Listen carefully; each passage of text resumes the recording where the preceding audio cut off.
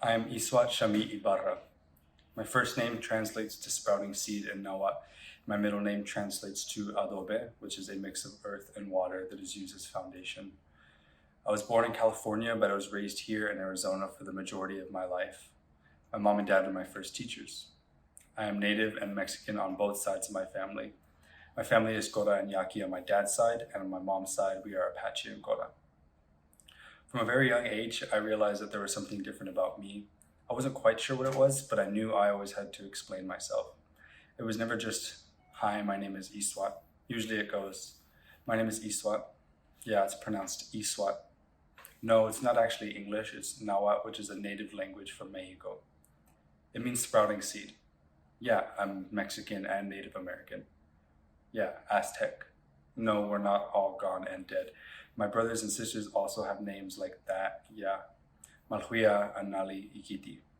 My parents' names are Becky and Juan. Yeah, I know you would expect different names. Who normally has to introduce themselves this way? By giving an explanation of their name, saying their siblings' names, their parents' names, all when you first meet somebody. How do I introduce myself to people I meet?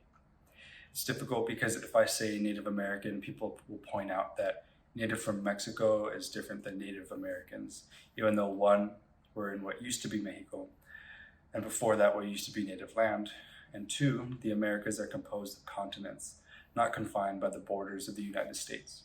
Regardless, the United States and its citizens view people in very divisive labels. These labels have given me trouble when filling out surveys or documents. I recently got a job where this has come up more often. It has always been an issue, especially with standardized testing. Surveys were constantly asking about my race or ethnicity, which were very unclear to me. I felt like they were trying to tie me down to this label. Was I other or Alaskan Native or American Indian? Was I Hispanic or Latino, two or more but not Hispanic or Latino? Or do I prefer not to share? That option felt shameful. The other felt like lies. It's hard to pick between lying about who I am or being ashamed of who I am. Were they not the same? I was who I was, and it was hard to explain that. I was Native, but I was Mexican, and I was unsure. There came a point where societal perceptions of me began to lose meaning and no longer became important to me. But what's most important is how I perceive myself and how I fit in with my family. But even that was difficult. I grew up with long hair most of my life, and growing up in schools of predominantly Christian and Catholic kids, while having an extended family who was also Catholic, having long hair was hard. Coupled with my name, it led to lots of unwanted comments. My family was supportive, but no one really tells you how to deal with ridicule of your own identity. It felt lonely, even though I had cousins and a brother who had experienced the same things. How do you talk about it? You don't.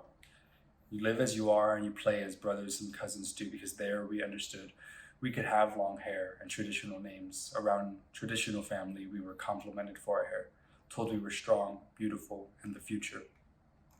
Around my extended family, it was weird. I love them with everything I have, but it never quite clicked with them. Growing up, they'd call me chulo and handsome and compliment me, but then they would turn and tell my parents that they need to hurry and cut my hair because I look like a girl. In school, it was harder. I would get stares or insults, or people would just be confused.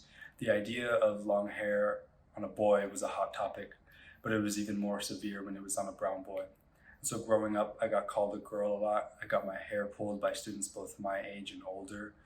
The hair pulling didn't stop until I was in about 7th grade. The comments calling me a girl didn't stop until after I cut my hair. And the ones about my name still haven't stopped. When I was in about 8th grade, I decided to cut my hair shorter. It was a tough decision to make, and it led to a big disagreement between my family and I.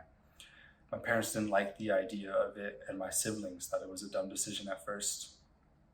In the end, the experience was good because it made me learn what my hair meant to me. My family supported me in my choice, and it showed me that my parents don't want me to have this be a forced way of life that I have no say in. It helped with our relationship because I learned that they want me to be happy and comfortable with myself. I don't regret cutting my hair, but I regret having the feelings that I did towards it. My dad, he would always tell me that my hair was medicine. I didn't understand what that meant until recently.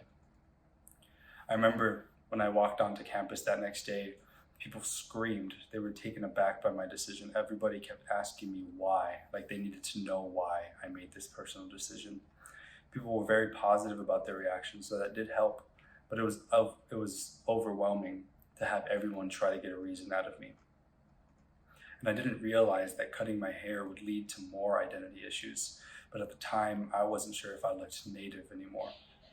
I was worried that I would lose what made me stand out by cutting my hair, and that's how my extended family made it seem. But I always found ways to express that part of me. I found myself playing in a mariachi, not only out of interest, but as a way to prove to myself my own identity.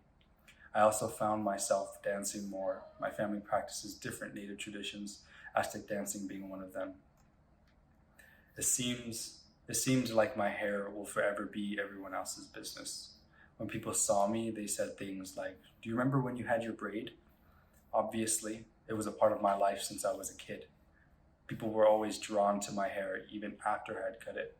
It was like an everyday occurrence that people commented on my hair. The comments weren't always negative, but it was that attention that my dad had told me about when I was younger. As I mentioned before, he used to say my hair was medicine. A medicine people weren't used to, and so they were drawn to it. He said that's why people would look or say things, because they didn't know medicine like that before. Eventually, I decided to shave my head earlier this year. It was a decision that took a long time to make. I had probably thought about it for about 6 or 7 months before I actually did it. At first I was very unsure as to why I wanted to. It felt like a very impulsive decision, but it's made more sense as my time with the shaved head has progressed. It was hard because I wanted people to know who I was, but I no longer had a braid. So I ended up doing it regardless, with my girlfriend and my dad helping me through the process. And once I had shaved it, everyone wanted an explanation. Everyone put their 2 cents in, which I didn't mind at this point. I'd become used to it, but it was like everyone needed a reason, like they were entitled to it. There wasn't just one reason, so I would just tell them that it was so I could eventually grow out my hair to be longer, and now have a shaved head to start to grow it out. People don't understand that this is a personal process. It is a journey that I will go on, and those I love will witness it with me, and those who want to make it their business will not. It will take as long as it needs to take, and I will cut my hair as many times as I like till then, no matter how difficult. Thank you.